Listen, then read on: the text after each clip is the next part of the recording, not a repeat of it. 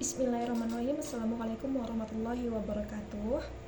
Alhamdulillahirabbil alamin. Wassalatu wassalamu ala asyrafil anbiya'i wal mursalin wa ala alihi wa sahbihi ajma'in. Amma ba'.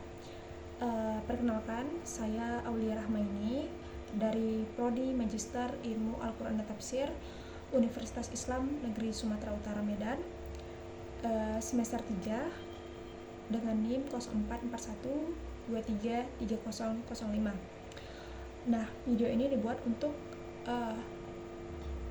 menyelesaikan salah satu tugas mata kuliah metode tafsir ayat ahkam dengan dosen pengampu, yaitu Profesor Dr. Haji Muhammad Jamil MA dan Al-Ustadz Dr.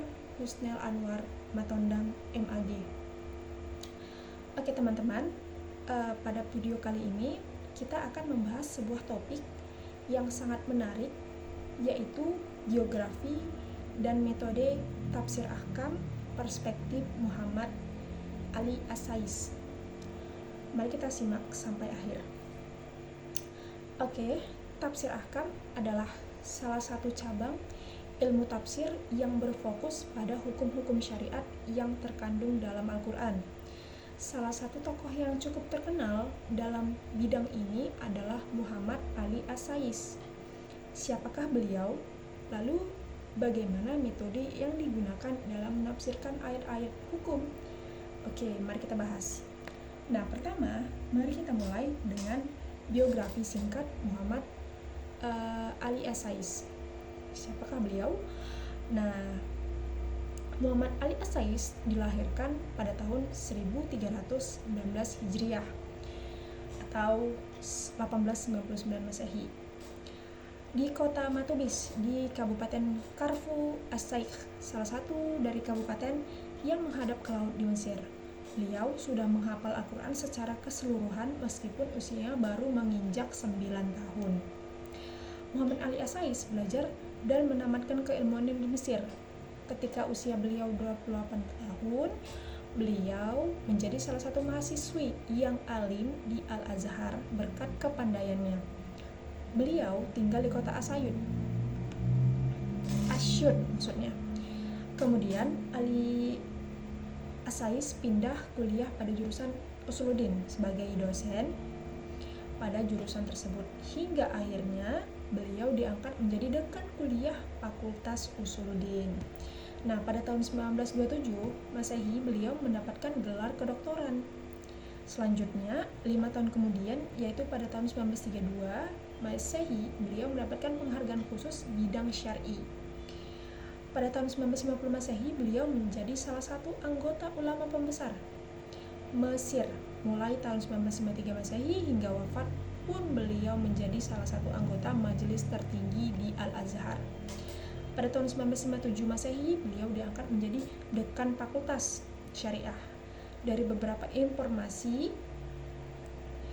yang didapat bahwa beliau adalah salah satu dosennya Quraisy Shihab atau penulis tafsir Al-Misbah ketika belajar di Al-Azhar. Kemudian latar belakang pemikiran Muhammad Ali As-Sais dipengaruhi oleh dua hal. Yang pertama yaitu pendidikan tradisional dan modern. Beliau memadukan metode pendidikan tradisional Al-Azhar dengan pendekatan modern, sehingga tafsirnya itu bersifat komprehensif dan relevan dengan perkembangan zaman.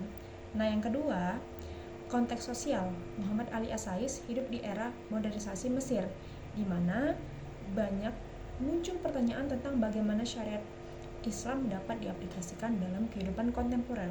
Hal ini menjadi motivasi besar dalam penulisan tafsirnya. Oke, sekarang kita masuk ke bagian utama, yaitu metode tafsir ahkam yang digunakan oleh Muhammad Ali As-Sais. Nah, dalam menafsirkan ayat-ayat Al-Quran, As-Sais memulai dengan menyebutkan ayat-ayat yang berhubungan dengan hukum, lalu menjelaskan makna dari ayat-ayat tersebut. Setelah itu, beliau memaparkan qaul-qaul dari para mujtahid, serta memilih mana yang paling rajih dari salah satu dari qaul tersebut. Beliau juga menukil hadis-hadis Nabi, pendapat para sahabat, serta murid-murid dari imam-imam mazhab. lalu dilanjutkan dengan menjelaskan mufradat yang ada dalam suatu ayat yang kemudian menyebutkan hukum yang diambil dari ayat tersebut. Tafsir ini tidak mencakup seluruh ayat-ayat ahkam, tetapi hanya meringkas sebagian ayat-ayat dari beberapa surah. Oleh karena itu, di satu sisi dijelaskan secara panjang lebar, dan di sisi lain hanya dijelaskan secara ringkas, seperti ketika menjelaskan masalah sihir, apakah benar ada atau tidak. Di dalamnya dijelaskan secara panjang lebar dan beliau mengunggulkan pendapat dari Mu'tazilah dan sebagian dari Ahlussunnah bahwa sihir itu tidak ada.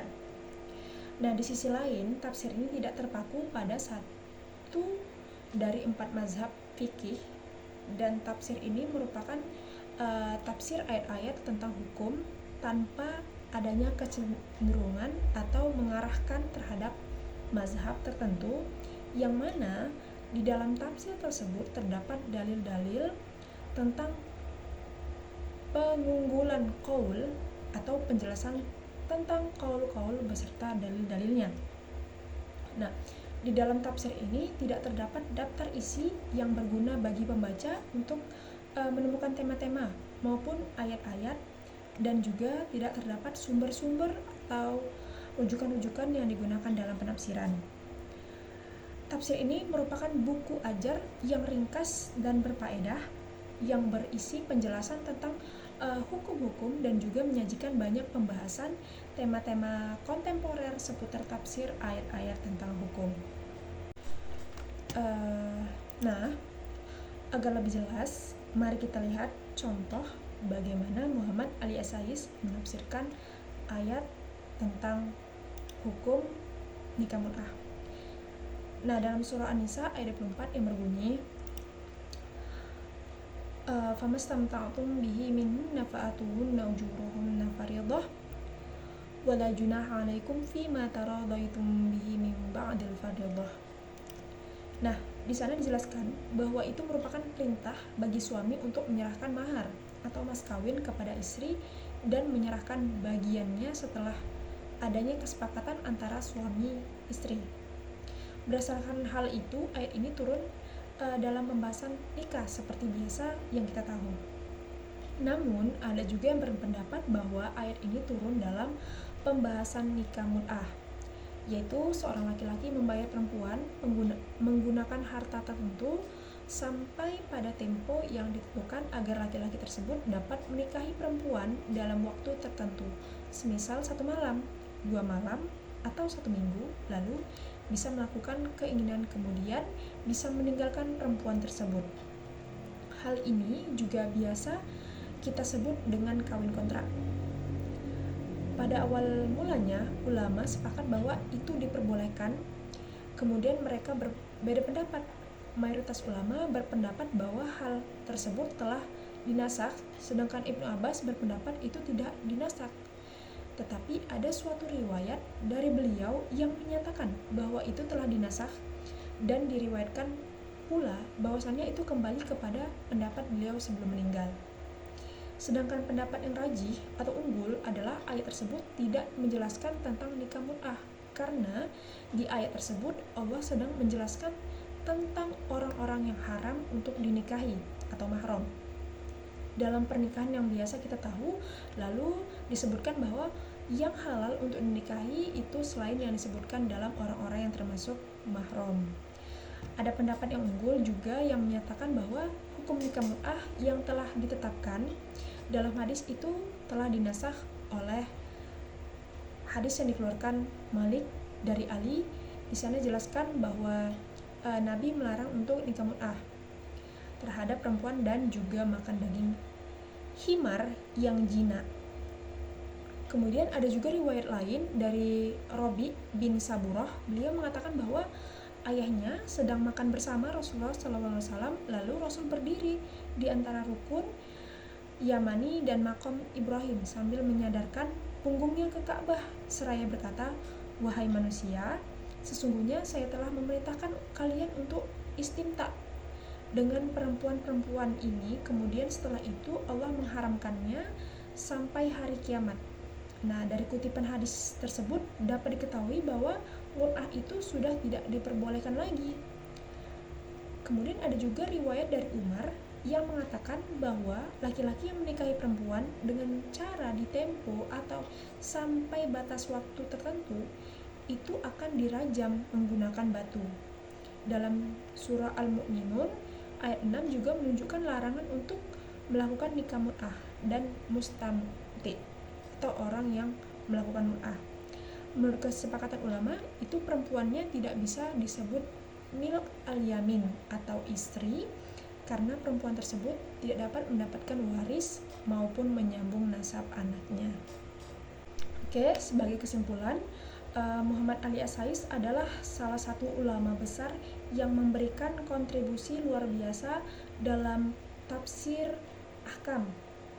Metodenya yang cerdas dan relevan menjadi teladan bagi para peneliti Islam di masa kini.